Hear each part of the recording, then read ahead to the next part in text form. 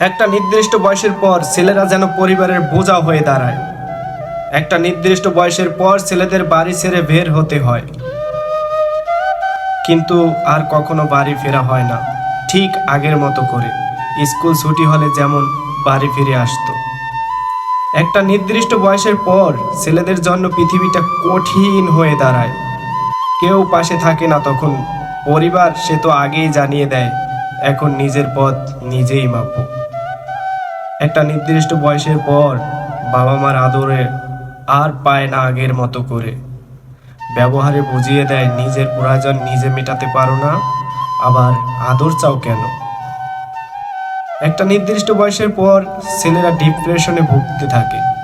হ্যাঁ, সেটা ক্যারিয়ারের জন্য। নয়তো যে পরিবার তাকে সন্তান স্বীকৃতি দিয়ে লজ্জা পায়।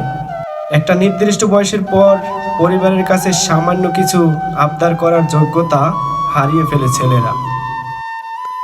তখন মোবাইল রিচার্জের জন্য 20 টাকা পরিবার থেকে চাওয়ার চেয়ে আত্মহত্যাটাই সহজ মনে করে। একটা নির্দিষ্ট বয়সের পর ছেলেদের চারপাশটা ধীরে ধীরে সংকুচিত হয়ে আসে। এই সময়টাতে একটা ছেলে কতটা কষ্টে থাকে সেটা কেউ জানতে পারে না।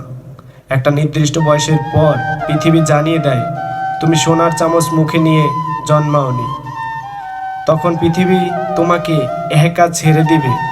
হয়তো জীবনের সাথে সংগ্রাম করে তুমি হয়ে উঠবে গল্পের নায়ক।